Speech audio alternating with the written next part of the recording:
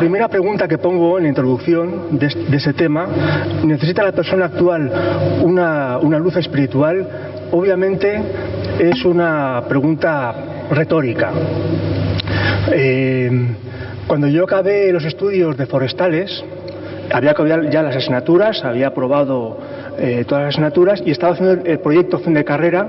Bueno, pues me puse a trabajar en un gran centro comercial que hay en Madrid que se llamaba Jardilán, ahora se llama Ardecora, y está en Majadahonda, en la zona de Carralero.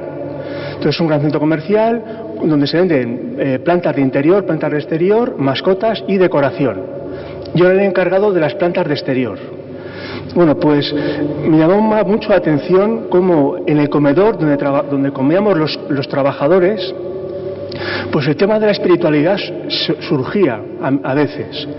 Recuerdo una empleada de la zona de interior que ella muchas veces nos contaba que notaba un gran vacío en su corazón y que su vida no tenía sentido. Y recuerdo que el resto de los trabajadores pues compartíamos también pues nuestra experiencia espiritual. Yo como catequista, que era por entonces, y otros pues a su manera. Y ciertamente, bueno, pues para mí ver que la espiritualidad era tan importante en un ámbito tan laico como es el comedor de una empresa, pues fue uno de los motivos que a mí me empujó a meterme en la orden de predicadores. Porque ciertamente la espiritualidad no es algo para el consumo interno de la Iglesia, o ni siquiera para el consumo interno de los creyentes, sino que es algo muy importante para todos, incluso para los agnósticos y para los ateos. Porque a todos Dios nos ha dado un alma. Todos tenemos esa capacidad para relacionarnos con el totalmente otro, con la divinidad. Todos, digamos, todos somos templo del Espíritu Santo. Por muy agnóstico que uno pueda ser, Dios le ha hecho templo del Espíritu Santo. Y entonces, cuando una persona no sabe gestionar bien su dimensión interior, entonces es cuando surgen problemas. Y ciertamente la espiritualidad cristiana pues puede ofrecer luces para resolver este tipo de problemas, luces a todo el mundo, por supuesto dentro de la Iglesia, pero también pues a gente de otras religiones o incluso agnósticos y ateos. Eso es algo que vamos a ir viendo a lo largo de esta charla. Bien, ¿y qué se entiende por espiritualidad? A nivel de la Iglesia, yo creo que más o menos ya ha quedado claro que espiritualidad es la relación que se establece entre el hombre y Dios, entre el ser humano y Dios. Es decir, es la relación que existe entre el espíritu divino y el espíritu humano. De ahí viene la palabra espiritualidad, es la relación entre espíritu divino y espíritu humano. Esa es, de forma muy resumida, lo que significa espiritualidad, que yo creo que además todos ustedes ya conocen y entienden. Lo que pasa es que fuera de la Iglesia el término espiritualidad es bastante diferente, porque se suele oponer espiritualidad a religión, de dos formas diferentes. Por una parte, fuera de la Iglesia te encuentras con personas que dicen: yo soy una persona espiritual porque busco a Dios de forma libre y de forma espontánea. Yo no sigo ninguna religión, sino que yo sigo a Dios y yo me encuentro con Él de forma libre y espontánea. Y Él se opone, o digamos, o se contrapone a la gente religiosa, a la gente que tiene una religión. Y dice, y en cambio ellos son gente religiosa que sigue a Dios siguiendo unas normas, unos preceptos, una doctrina y unos ritos. Entonces ahí vemos una gran oposición entre espiritualidad y religión fuera de la Iglesia. Y hay otra oposición mucho más radical, que viene sobre todo del ámbito de los agnósticos y de los ateos, que son las personas que dicen: yo soy una persona espiritual porque, digamos, me introduzco dentro de mi espíritu y busco la esencia de mí mismo. A diferencia de la gente religiosa, que es la que busca a Dios. Entonces, como ven, para agnósticos y ateos, digamos que buscan algo en su interior, pues para ellos la persona espiritual es la que se busca a sí misma, la esencia de sí misma dentro de su corazón, mientras que la gente religiosa es la que busca a Dios. Entonces, como ven, el término espiritualidad es muy ambiguo y depende de qué autor lo esté empleando. Obviamente yo voy a hablar de espiritualidad en sentido cristiano que todo el mundo conoce, es decir, nuestra relación con Dios, Estoy hablando en esta charla sobre las luces que aporta la espiritualidad cristiana al mundo actual. ¿Y cómo es ese mundo actual? Bueno, afortunadamente sobre este tema ya han hablado otros ponentes en las conversaciones de San Esteban, con lo cual me voy a extender bien poco. Sabemos que el mundo actual está fundamentalmente caracterizado por la posmodernidad. Estamos en la era posmoderna.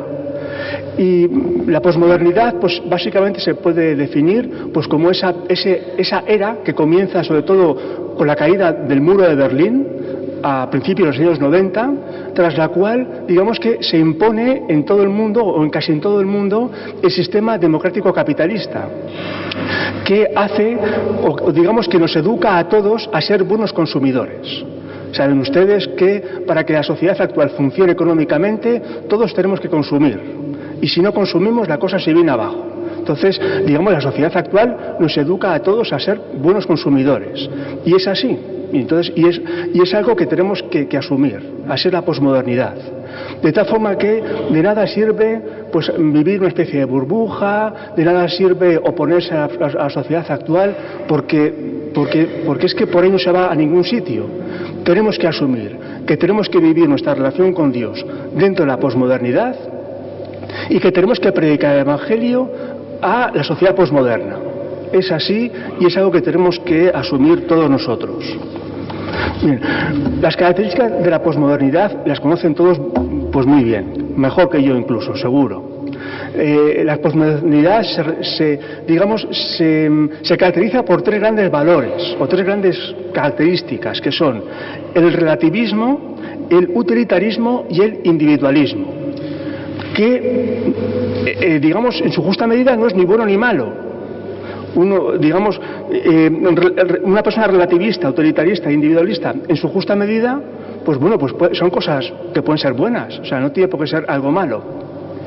Lo malo es que la sociedad actual consumista, lo que pretende es que seamos exageradamente relativistas, utilitaristas y individualistas para que así seamos mejores consumidores.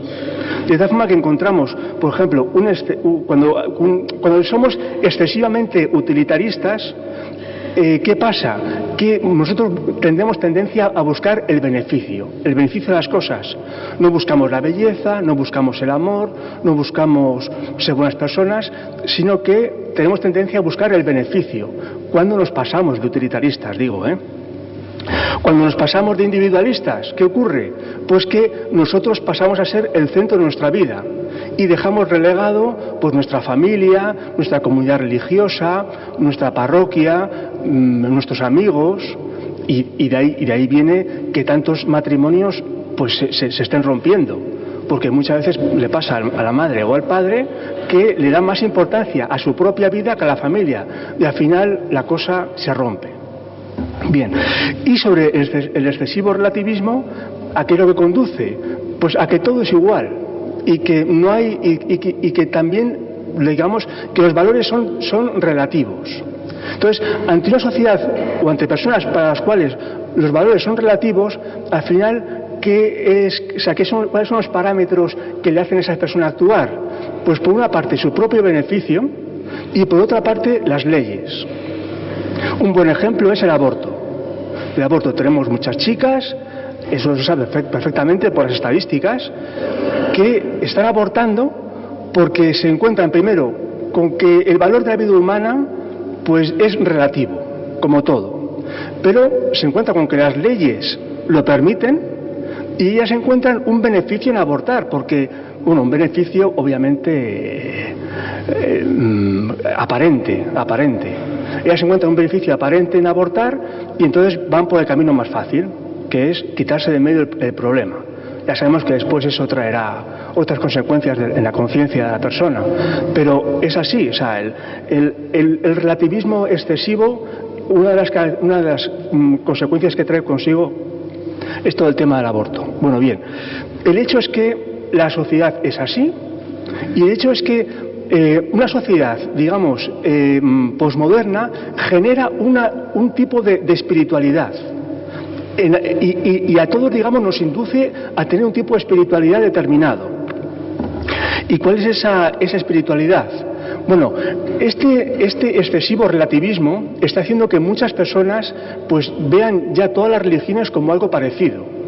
Dicen, bueno, pues sí, las religiones son pues respuestas religiosas que se producen en cada cultura por separado, pero que en el fondo son todas iguales porque todas nos conducen a Dios.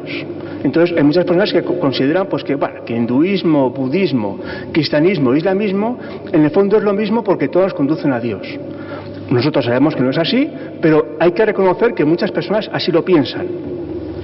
Y bueno, entonces nos encontramos con esas personas que consideran que las religiones son más o menos igual, y entonces empiezan a funcionar espiritualmente como cuando van a un supermercado o a un gran centro comercial. Cuando nosotros vamos a un centro comercial buscando ropa, vamos al Corte Inglés o a Almacenes Galán o cualquier otro sitio, y entonces empezamos a buscar ropa para nosotros pensando en nuestra propia comodidad y en nosotros mismos. Como este pantalón, cogemos este jersey, esta camisa, lo que sea, y así pues digamos compramos cosas que son para nuestro propio beneficio.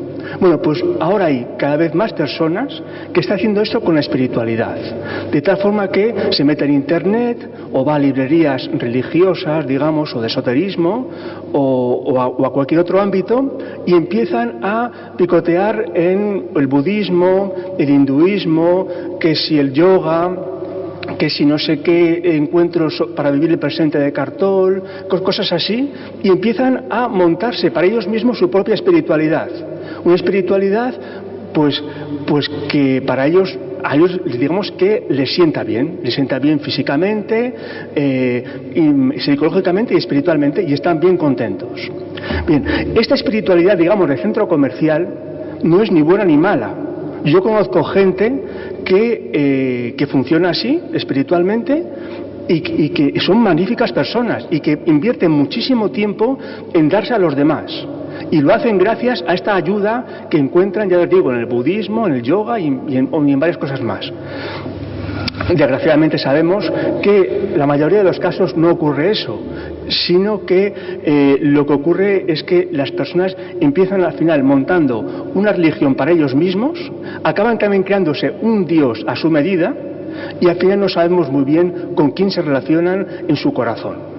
Y ese es el gran peligro que tiene esta espiritualidad, que al final uno acaba montando su espiritualidad para sí mismo, una religión propia y un Dios, digamos, montado a su propia medida. Bueno, de esto voy a seguir hablando más tarde. Todos sabemos muy bien que ahora mismo la espiritualidad o las espiritualidades que tienen más acogida en el mundo occidental desarrollado son las espiritualidades de tipo oriental. Estoy hablando del budismo, del hinduismo y de otras que hay por esos países de Extremo Oriente. ¿Y por qué, digamos, son tan atractivas?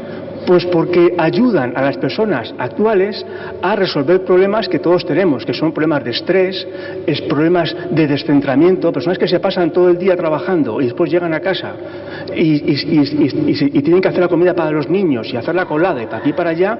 Son personas que acaban descentradas y entonces, a lo mejor haciendo meditación zen, encuentran otra vez, digamos, el centro de su vida y les viene muy bien, o haciendo yoga. Entonces, por eso digamos que las espiritualidades orientales pues tienen tan buena acogida, y a eso le podemos sumar pues otros artes como son el Feng Shui o el Tai Chi y cosas así. Ya saben que ahora mismo estamos inundados de cosas orientales y que en muchos casos nos ayudan, O sea, en muchos casos nos ayudan. Bien, estaba hablando del consumismo espiritual. Bueno, pues si ustedes se meten en internet o van a una librería, digamos, de esoterismo, una librería un poco de temática religiosa, podrán encontrar una oferta de espiritualidades orientales tremenda.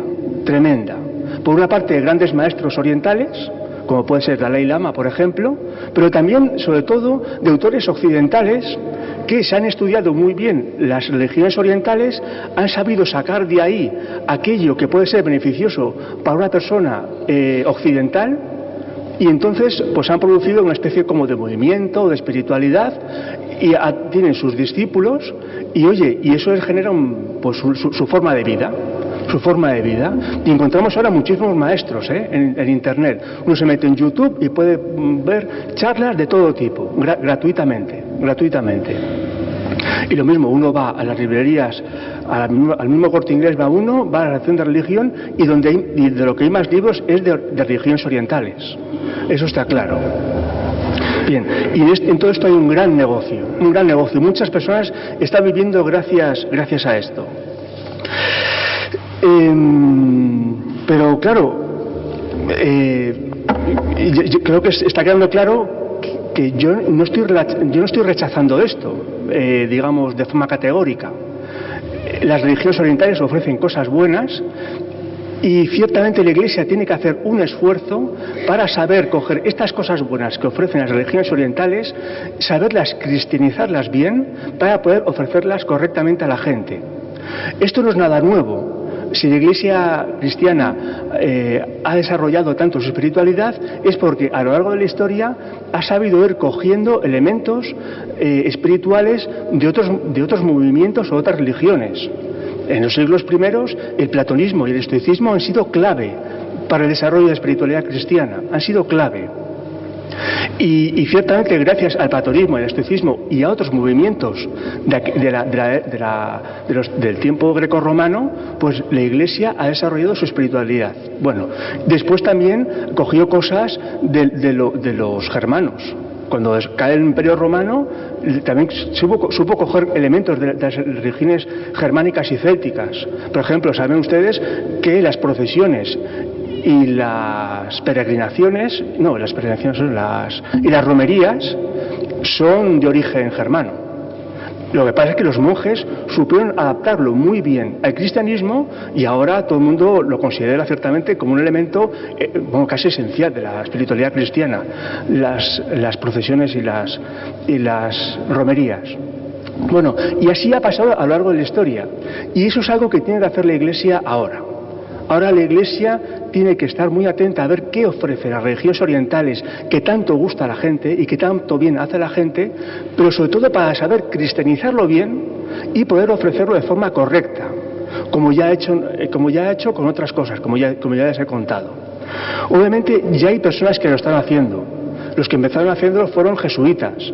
Jesuitas ya en los años 60, hay grandes jesuitas que han sabido coger elementos del budismo, del hinduismo y otras religiones, y han sabido ir adaptándolo al cristianismo. Pero vamos, en la actualidad también hay gente así. El año pasado estuvo con nosotros Pablo Dors, un claretiano, que él está desarrollando una espiritualidad del silencio. Él se apoya mucho en el budismo. Y ciertamente sus libros tienen muy buena acogida dentro y fuera de la Iglesia, y está ayudando a mucha gente a encontrarse con Dios por medio de la meditación y por medio de hacer silencio interior. Esa es una buena manera de adaptar la religiosidad o la espiritualidad oriental al cristianismo.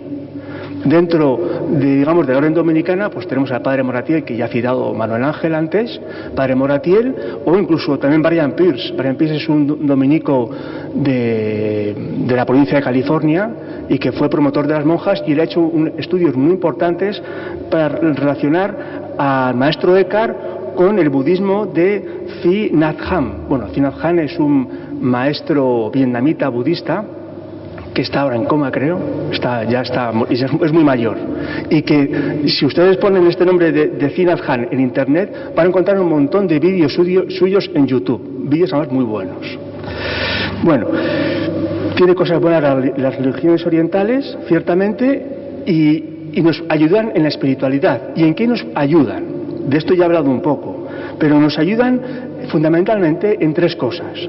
Por una parte, nos ayudan a relajarnos y a adquirir una armonía interior corporal, psicológica, espiritual, física, y también una armonía con nuestro entorno.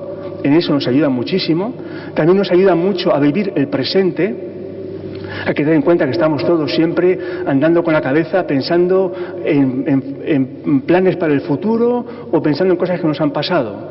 Y Dios no está ni en el futuro ni en el pasado, sino que está en el presente. Si queremos tener experiencia de Dios, tenemos que estar atentos al presente, porque es en el presente donde Dios se hace presente en nuestra vida. Perdón por el juego de palabras. Y también las religiones orientales nos ayudan a introducirnos dentro de nosotros mismos para llegar a lo más profundo de nosotros y ahí poder encontrarnos con Dios, digamos dentro de ese tabernáculo que hay en nuestro corazón en el cual reside el Espíritu Santo. Para eso nos ayudan mucho las técnicas orientales. Pero claro, como ya les he dicho, todo lo oriental no es buenísimo, sino también tiene sus partes negativas. Y las partes negativas son que cuando una persona no está bien formada teológicamente o no tiene una buena, o digamos, no tiene una comunidad de referencia de vida, entonces esa persona, si empieza a indagar en cosas de las religiones orientales, corre el gran peligro de alejarse de la Iglesia y de montarse su propia religión con las cosas que va cogiendo de las religiones orientales y al final no saber a quién está rezando, si a Dios o a alguien que ella misma se ha inventado. Ese es el gran peligro y desgraciadamente hay muchas personas que están cayendo en esto. Personas buenas, personas que buscan sinceramente a Dios y que por falta, ya digo, por falta o de mala formación teológica o de no tener una comunidad de referencia cristiana, pues al meterse en cosas orientales acaba desorientándose espiritualmente. Esa es la gran sombra que tiene todo este tema de las religiones orientales y por eso insisto tanto en que la Iglesia tiene que hacer un esfuerzo para ofrecer lo bueno de las religiones orientales, pero digamos de forma cristiana, de forma bien orientada. Bueno, y paso ya ahora a hablar sobre las luces que aporta la espiritualidad cristiana al siglo XXI. Y la primera luz que aporta es la caridad desinteresada. Personas que han estado en encuentros interreligiosos en la India, en encuentros donde ha habido pues, budistas, hinduistas, maometanos, cristianos, te cuentan que lo que más aporta siempre la religión cristiana es la caridad. No es que el resto de las religiones no conozcan la caridad, que obviamente sí la conocen, pero no hay religión como la nuestra que le dé tanta importancia a la caridad. Ninguna como la nuestra. Ninguna tiene un líder espiritual como nosotros, Jesucristo, el Hijo de Dios, que diga, mira, si intentas buscar tu vida, pues eso, haciendo cosas por aquí, por allá, para tener tu armonía y tus cosas y no sé qué, si intentas buscar tu vida, al final vas a perder tu vida. Pero sin embargo, si pierdes tu vida por los demás, dándote a los demás, es entonces cuando tu vida realmente la vas a encontrar y además es entonces cuando te vas a salvar. Es decir, es entonces cuando vas a alcanzar la perfección espiritual. Yo creo que yo no soy experto en historia de las religiones, ni en religiones orientales, pero creo que no hay ninguna religión que diga, como la nuestra, que a la perfección espiritual se alcanza cuando uno se da totalmente a los demás, cuando uno pierde su vida para dársela a los otros. No hay ninguna religión que diga eso. Y eso es clave. Y eso es clave para todos nosotros.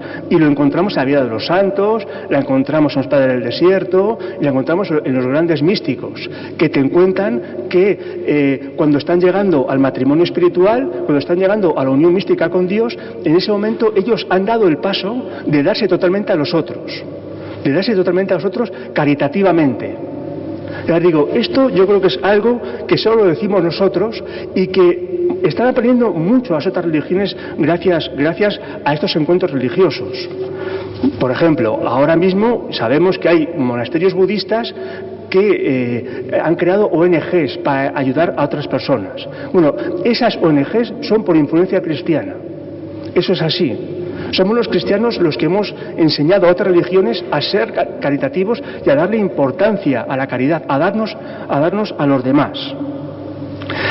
Donde mejor podemos encontrar, la caridad cristiana, un buen ejemplo es en los misioneros.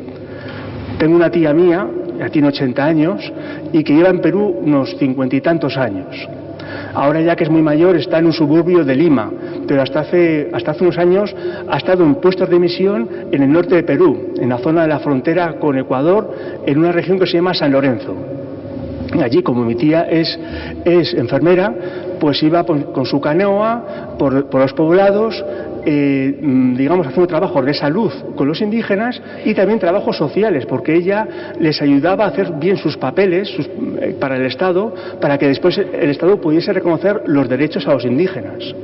Bien, pues mi tía nos cuenta a sus sobrinos, a sus familiares cuando vuelve, bueno, pues que muchas veces tiene que colaborar con ONGs. Sobre todo con UNICEF, por ejemplo. Bien. Entonces, ella nos cuenta que cuando vienen las ONGs trabajan muy bien, ciertamente, y hacen una gran labor dentro del mundo indígena. Pero, claro, tiene una cosa, y es que cuando UNICEF se queda sin dinero, le dice a todos sus cooperantes que se vuelvan a casa. Y se vuelven, y dejan a todo el mundo tirado. En cambio, las monjas, mi tía y el resto, no se van. Cuando se quedan sin dinero, pues allí se quedan con la gente. Esa es una gran diferencia.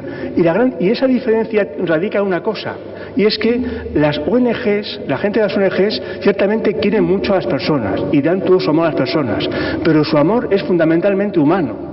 Es un amor que sale de su corazón a las personas. Es una cosa muy buena, pero digamos que es puramente humana. Sin embargo, el amor que difunden los misioneros es un amor fundamentalmente divino. El misionero en su oración, digamos que acoge el amor que Dios le da y después ese amor que Dios le da, el misionero lo difunde a la gente. Y eso la gente lo nota. No es lo mismo el amor del misionero que el amor de un cooperante de una ONG. Eso es así. Y el amor de los misioneros, como es un amor divino, hace realmente milagros.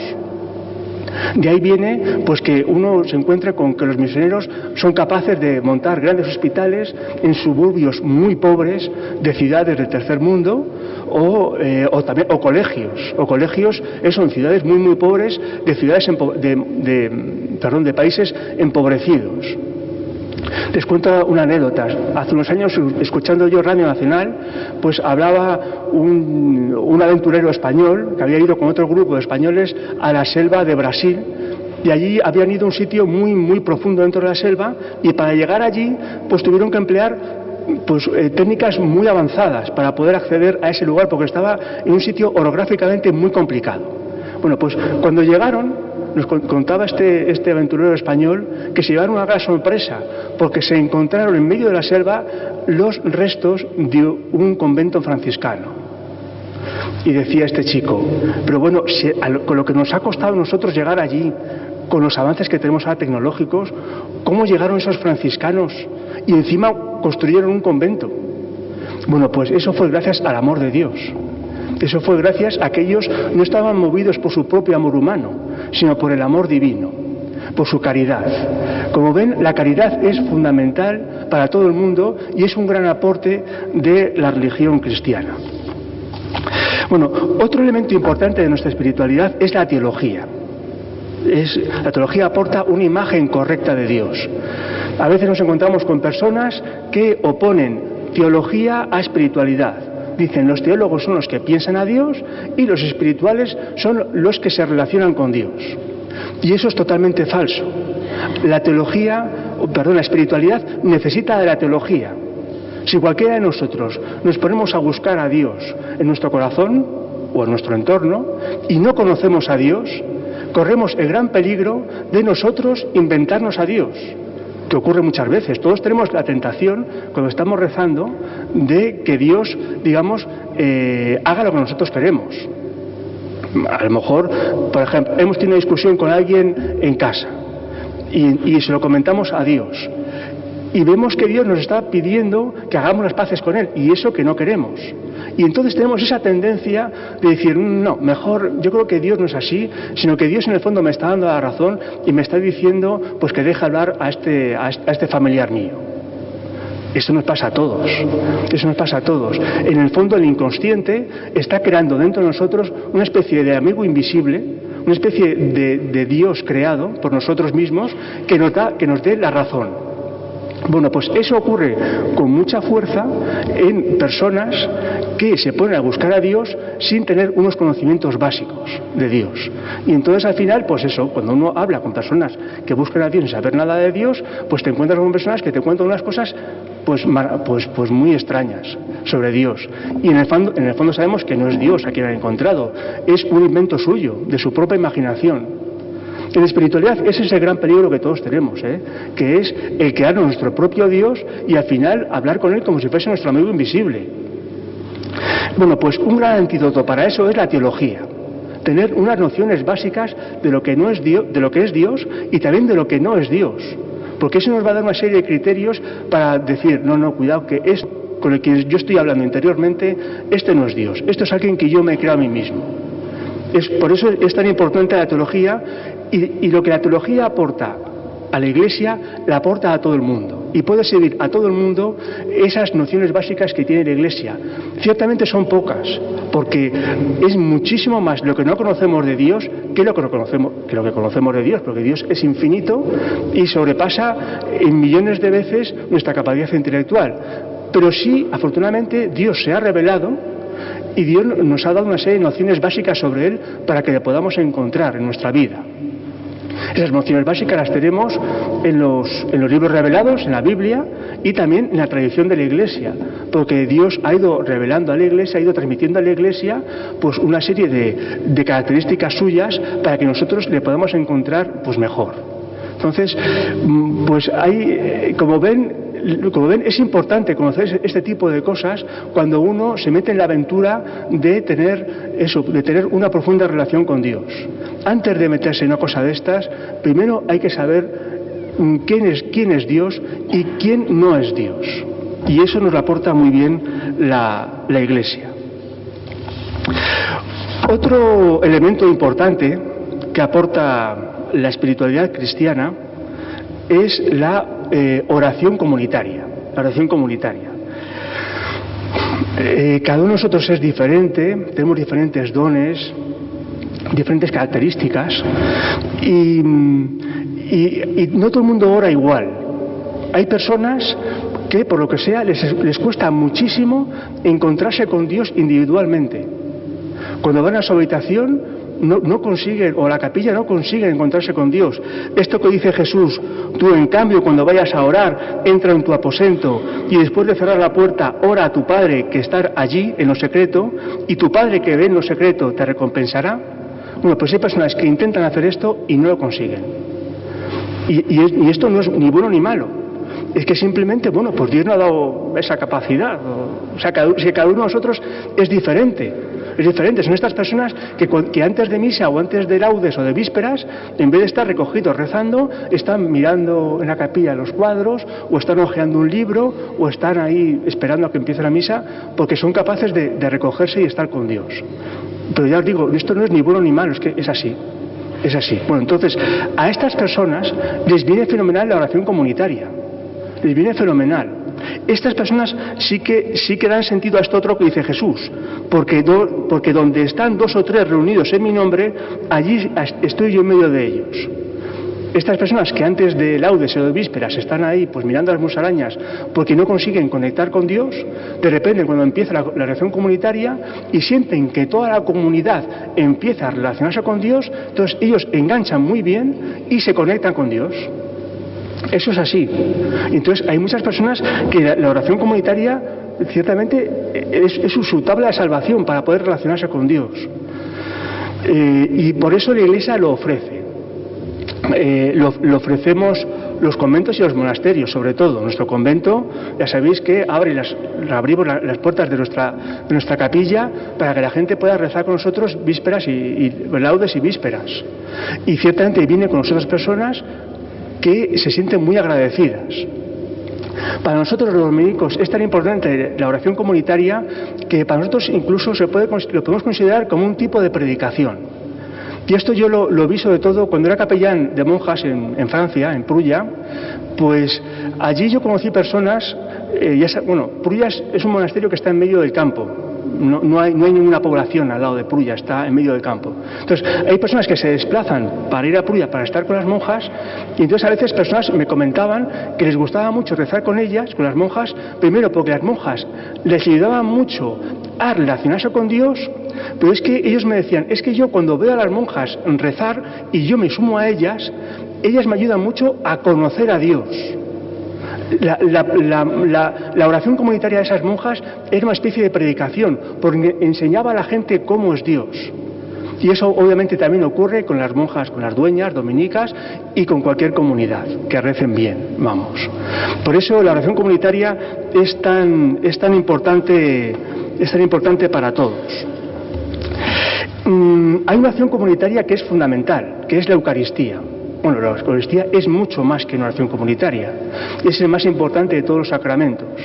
Y ciertamente, cuando la Eucaristía la celebramos bien, y cuando vamos todos pues bien preparados para celebrar la Eucaristía y para conectarnos con Dios, pues comunitariamente uno pues se encuentra muy fácilmente en la Eucaristía con Dios, pues en la palabra de Dios que se proclama, nos encontramos muy bien con Dios en la comunidad que es el cuerpo de Cristo, nos encontramos muy bien con Dios contemplando al sacerdote que actúa in persona Christi, y sobre todo nos encontramos con Dios en la comunión, al comer el cuerpo de Cristo.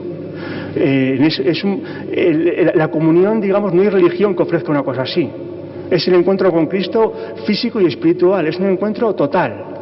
Que ciertamente, pues uno cuando lo hace con fe y con devoción, uno tiene una experiencia mística muy fuerte. Cuando lo hace, ya os digo, con verdadera fe y con verdadera devoción.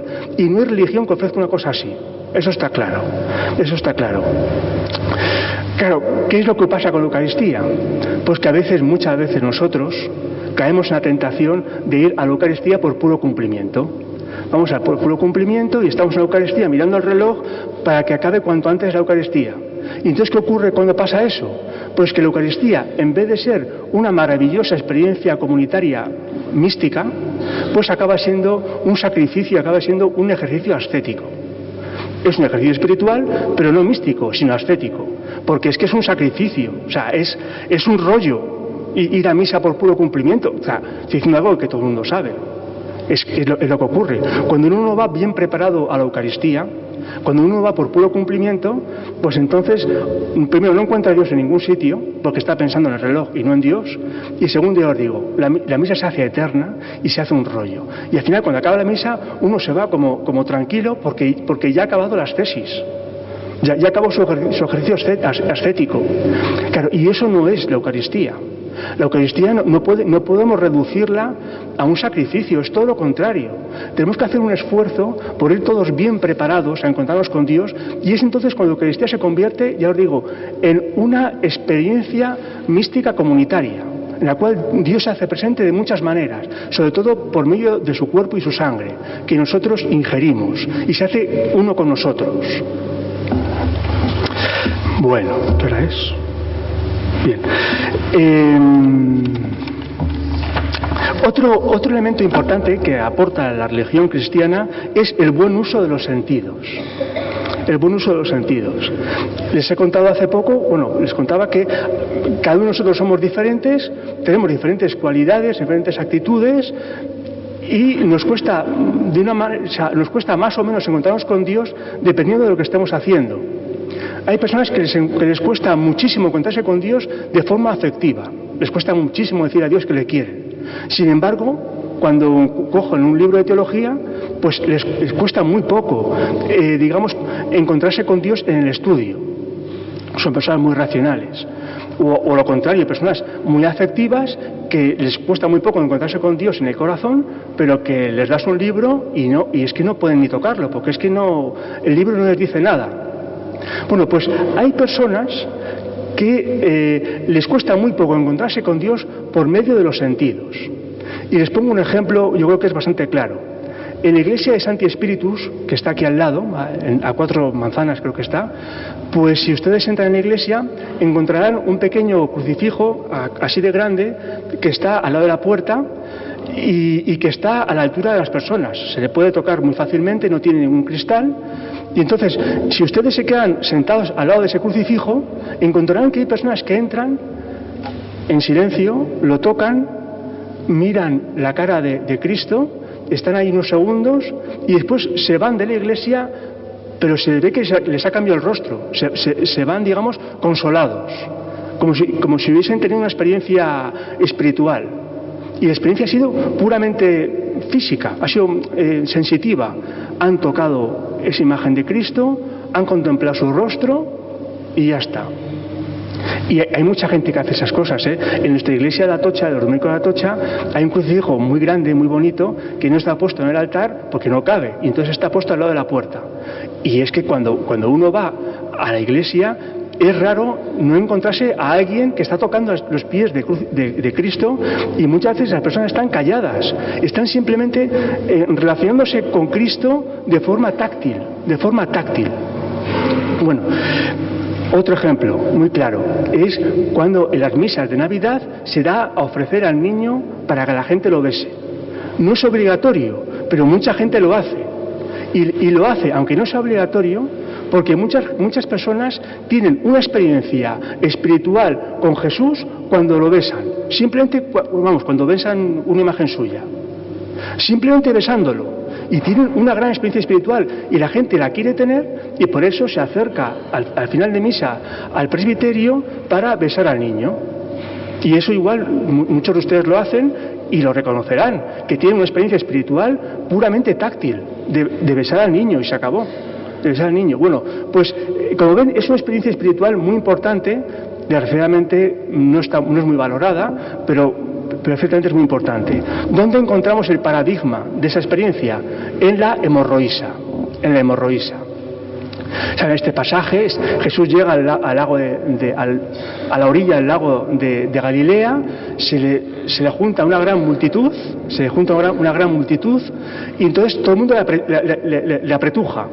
Y entonces una mujer que tiene hemorragias desde hace años dice: voy a tocarle el manto porque sé que si lo toco me voy a curar. Y efectivamente esa señora consigue meterse entre la multitud, alarga el brazo, le toca con la punta de los dedos el manto a Jesús y se cura. Y Jesús en ese momento nota que una fuerza sale de él para curar a esa señora. Bueno, la relación entre la hemorroísa y Jesús es puramente táctil. Y la señora se curó. Bueno, para que vean la importancia que tienen el encontrarnos con Dios por medio de los sentidos. La Eucaristía es un buen lugar para encontrarnos con Dios por medio de los sentidos. En la Eucaristía podemos escuchar la palabra de Dios o escuchar los cantos, y en esa belleza nosotros poder contemplar la belleza de Dios. Podemos también contemplar los ritos litúrgicos. Cuando el sacerdote y los que están con el sacerdote lo hacen bien, es una belleza ver la liturgia, es una belleza. También podemos contemplar a Dios oliendo o sintiendo el olor del incienso o de las velas que arden en las capillas laterales. Y también, obviamente, degustando físicamente el pan consagrado, el cuerpo de Cristo. O sea, la Eucaristía nos ofrece una magnífica oportunidad para relacionarnos con Dios de forma física, de forma sensitiva, digamos. Y otro momento muy importante para relacionarnos con Dios de forma sensitiva son las procesiones. Aquí en Salamanca sabéis muy bien lo que es eso. Imaginaos esas grandes procesiones en las cuales salen, por ejemplo, la Virgen María, magníficamente vestida, bellísima, con esas velas que hay delante de ella, con ese manto, cubierta por ese palio tan hermoso. Y entonces la gente, cuando ve pasar a un paso así, además muy bien llevado por los costaleros, escuchando o bien el devoto silencio de la gente o bien a la banda que está tocando, y oliendo el aroma de las velas o del incienso, pues bueno, muchas personas tienen una experiencia mística tremenda, solamente viendo pasar el paso. Y es una experiencia puramente sensitiva.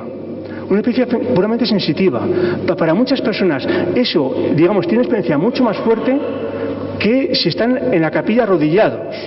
Y para ellas es mucho más impactante que una buena homilía, por ejemplo. Para que vean la importancia que tienen los sentidos. Les voy a poner otro ejemplo de Francia. En el sur de Francia, donde estaba yo, es una zona tremendamente atea, donde además, pues religiosamente era muy complicada, porque había muchos sacerdotes lefebrianos, ¿sabes? De estos que no aceptan el Vaticano II.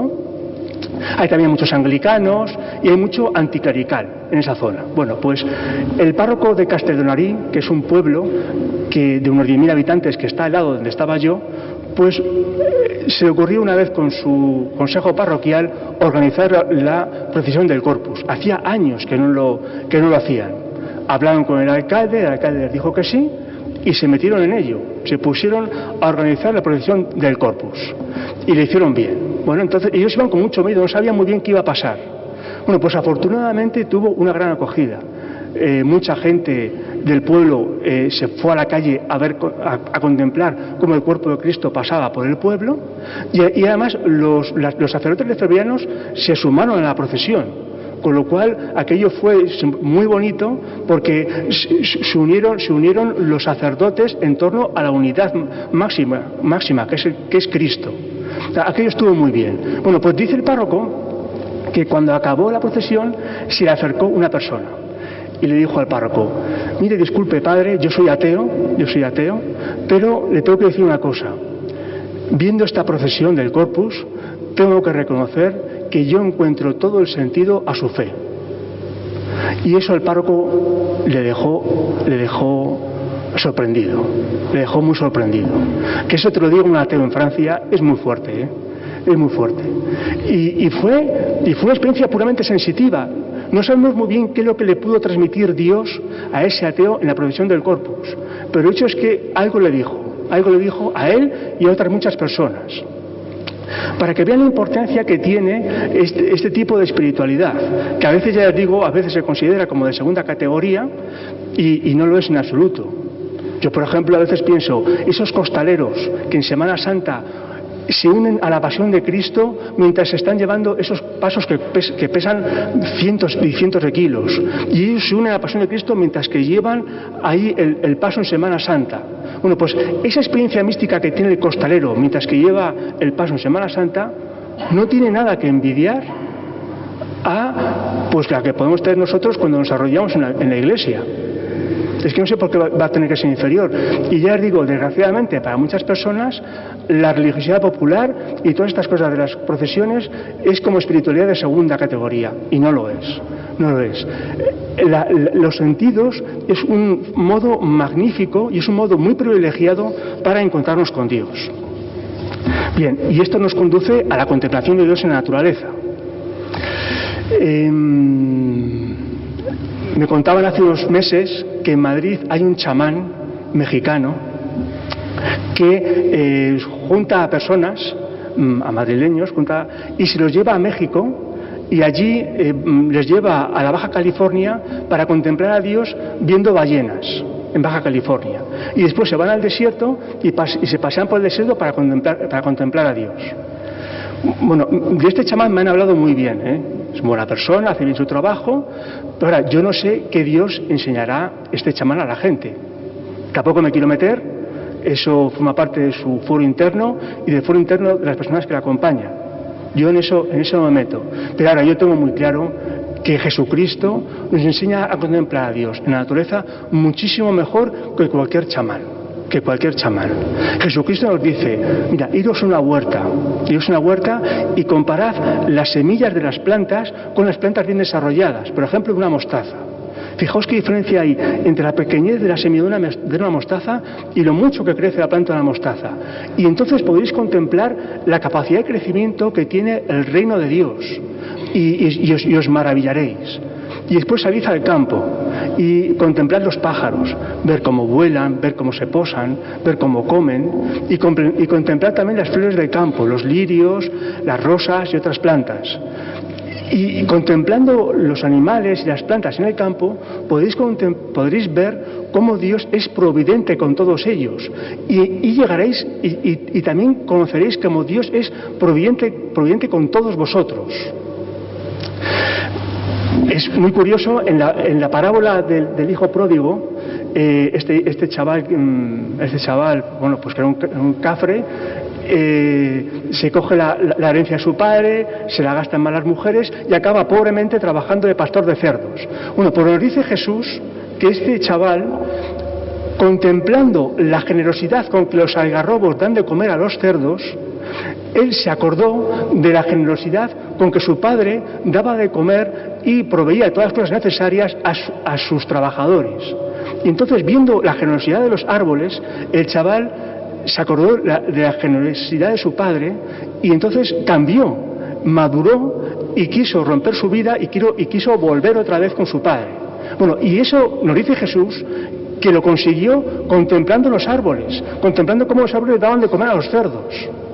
Para que vean las muchas cosas que nos pueden digamos, mostrar a Dios, contemplar la naturaleza, obviamente con atención y con un corazón lleno de fe.